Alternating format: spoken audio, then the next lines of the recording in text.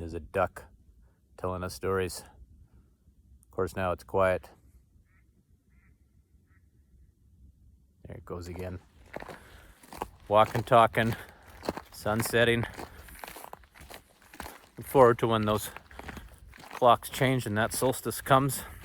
We get on the daylight getting longer and longer every day.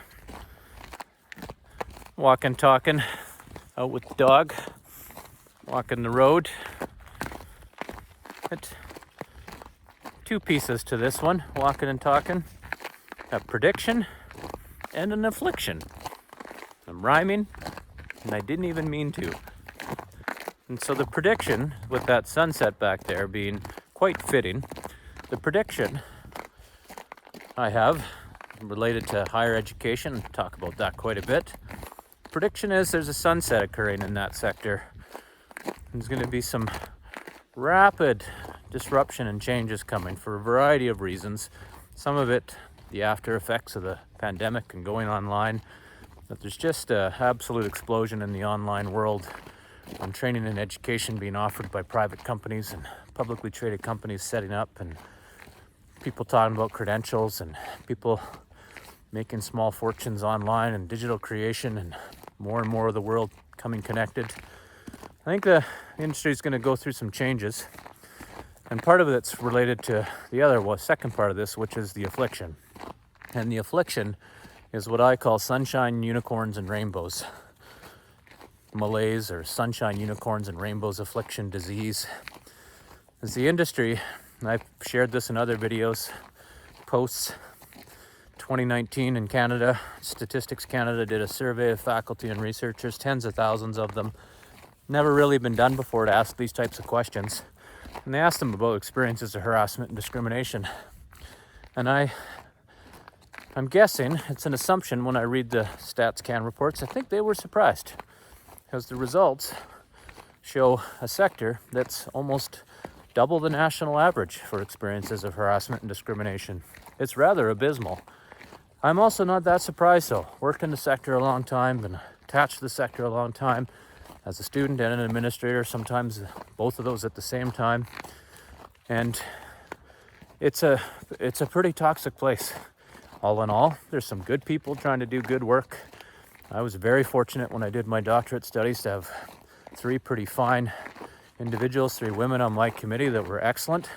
And I've met other excellent folks, but I've seen far more just incivility, bullying, harassment, just inappropriate behavior. And I see it play out online. I see how academics talk to each other online, responding to articles, and even in publishing articles, how they speak to each other. It becomes interpersonal and hard on the people, not on the problem or the theories that are being talked about. Oftentimes, not always. And the sector has a problem. And the StatsCan survey certainly revealed that, just confirming what a lot of people already knew if you worked in the sector. And yet, any institution, there's no admittance of the problem. No one's admitting to it. There's no media about it. Ministries haven't said anything.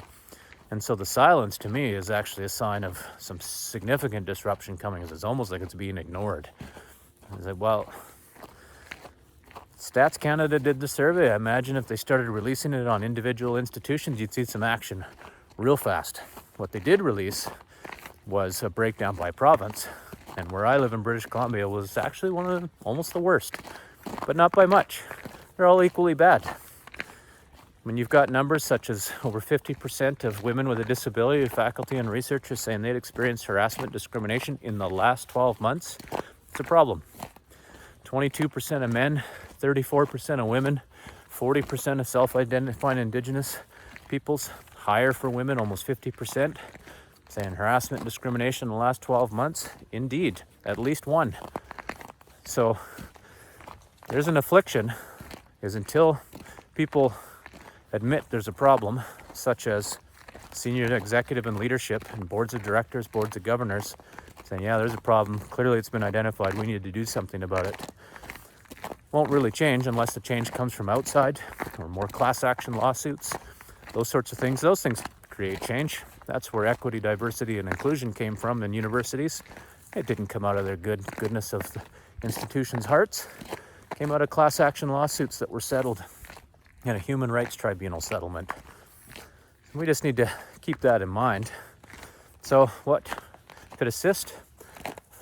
Admit there's a problem. And then a whole lot of training around respectful communication across difference, mediation, facilitation. Institutions are only going to get more diverse, and they've been mandated to get more diverse. The student body is far more diverse. You've still got institutions where senior executive across the country, 90% of them are white. That's not equity. 70% university presidents are male. That's not equity. Disparities in incomes between full-time, full professor male, full-time, full professor female, of at least 10%, sometimes as high as 30 to 40% between full-time, full professor male and minority. And that's unacceptable. But apparently it is acceptable because it continues to occur and has continued to be accepted. And where does the sunshine, unicorns, and rainbows come in? Try and raise these at an institution. In the next strategic planning session, bring them up in those public settings and say, hey, in our strategic plan, what are we doing about this issue of bullying, discrimination, and harassment? And you will see eyes and faces get all screwed up. Oh, God. No, we're not going to talk about that. That's just negative. We talk about sunshine, unicorns, and rainbows around here. We're going to talk about all the community stuff we're going to do. And we're going to talk about the reconciliation plan that we're going to do. And we're going to talk about the education plan, academic plan that we're developing. We just talk about sunshine, unicorns, and rainbows around here. And yes, there's a place for the positives and to be strategic. However, if you ignore that affliction, that disease that's eating away at the core of your business, you're going to be disrupted whether you choose to do it or it happens to you.